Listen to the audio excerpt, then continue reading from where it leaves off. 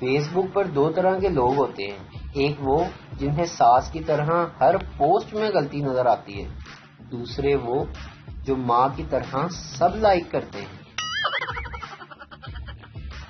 Washing machine میں کپڑوں کا چکر دیکھ کر اندازہ لگایا میں نے کہ جو چکر میں پڑ گیا اس کی دھلائی بھی لازمی ہے۔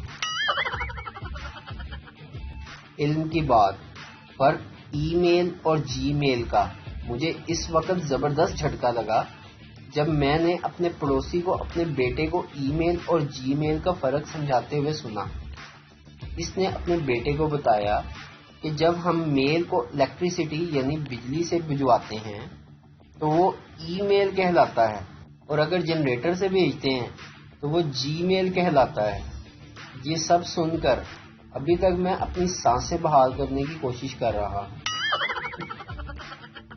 آج کل کے بچوں کو نہ کوئی مارتا ہے نہ ڈانٹتا ہے کہ نفسیات پر اثر پڑ جائے گا، کانفیڈنس کم ہوگا۔ معلوم نہیں ہمارے بچپن میں یہ فارمولا کہاں تھا۔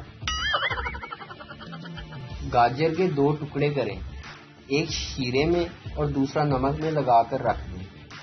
چند دن کے بعد ایک ٹکڑا مربع اور دوسرا ٹکڑا اچار بن جائے گا۔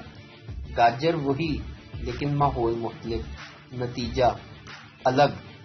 لہذا جو کچھ بننا چاہتے ہیں تو ویسے ہی ماحول کے لوگوں میں بیٹھیں۔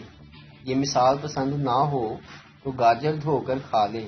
نہ میں نے کچھ کہا نہ آپ نے کچھ سنا۔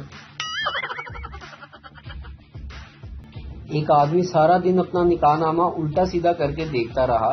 آخر کار اس کی بیوی نے تنگ آ کر پوچھا کہ یہ آپ کیا کر رہے ہیں؟ تو شوہر بولا کہ میں اس کی ایکسپائری ڈیٹ ڈھونڈ رہا ہوں، کمبخت ملتی ہی نہیں۔